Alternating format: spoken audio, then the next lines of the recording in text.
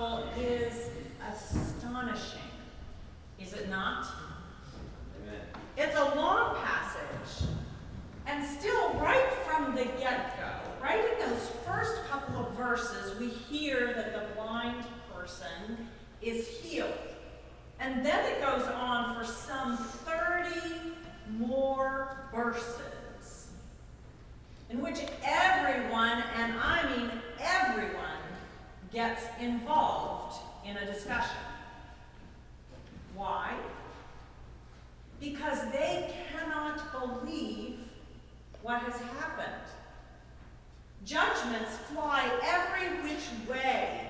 Judgments of the one born blind, of Jesus who heals, that the healing took place on the Sabbath, judgment about the one who, now seeing, cannot possibly be the same person as the one they used to know as the blind beggar, judgments of those who confess Jesus as Christ, judgments of the parents, judgment of the very fact of healing.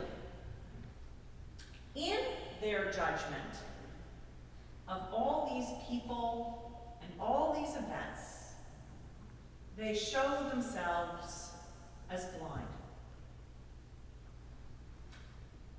Now this is weighed against all of us, friends, for none of us is free from judging. It is part of our human nature. And there are good and honest reasons why we exercise constant judgment. As social creatures, we seek and crave the good judgment of others. And we want to make some judgments about others to decide who it would be good and beneficial for us to associate with. So judgment is, in fact, in many ways, a good thing. My father used to say, to live is to judge. I hated it. At that time, I experienced much of his judgment as judgmental, and I thought I was capable of non-judgment. I was just going to go about the world and judge no one and nobody and nothing.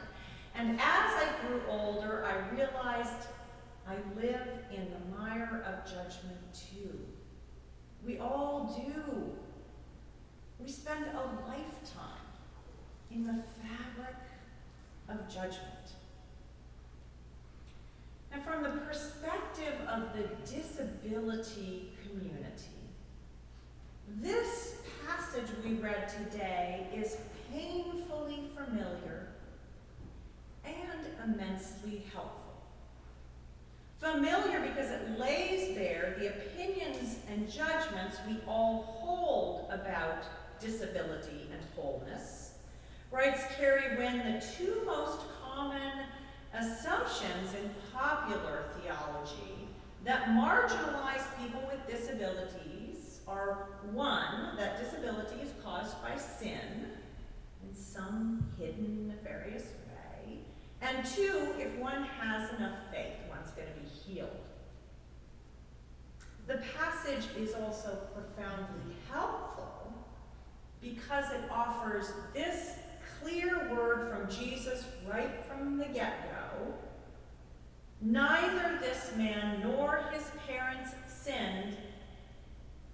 He was born blind so that the works of God might be revealed in him.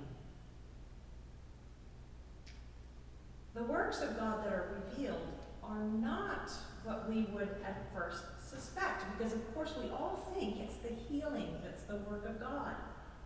But that's not it at all. The healing is not what makes the one born blind whole. Rather, he is whole from the beginning of this story and remains whole all the way through. In fact, besides Jesus, he is the only whole character in this story.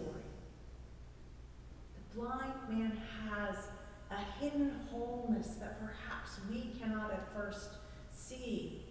But recall that in this story, and I had to read it carefully too, in this story, the blind man does not go seeking Jesus and does not go asking for healing. In fact, it is only after his disciples have made their statement, is this guy blind? Is this guy the sinner, or is his parents the sinner? Is that why he's born blind?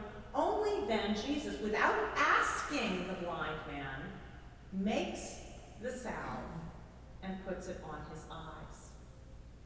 This man did not need the healing. He is grateful for it, to be sure, but he is already whole. His wholeness and the crowd's lack thereof is revealed when the absence of this disability brings his identity into question, suggesting that for everyone else, his blindness was his defining characteristic. They couldn't see beyond his disability. From his perspective, however, his disability was never his defining character. He knew himself for himself all the way through, blind or sighted, and he keeps saying, I am the man. Only the blind one understands what Parker Palmer asserts, which is that wholeness does not mean perfection or completion. It only means embracing brokenness as an integral part of human life. The wholeness of this man is further evidenced by his testimony through all that questioning. While everyone else is worrying about his identity, whether the healing actually took place, who did the healing, whether it's permitted on the Sabbath, only the one born blind sees the impact of all these events and testifies to them with forensic clarity that makes him a star witness. Only the one born blind says, here is an astonishing thing. I was born blind, but now I see. Only the one born blind says of Jesus, he is a prophet. Only the one born blind worships the Christ. The work of God revealed in the one born blind is not the miracle of healing. It is rather the laying bare, the revelation of what our judgments do to squeeze wholeness from the rest of us. The blind man clearly has made space for himself in the world. He's comfortable with who he is and crystal clear in his perceptions of the world around him. The work of God revealed in him is rather that the faulty judgment that we use against one another makes all of us blind.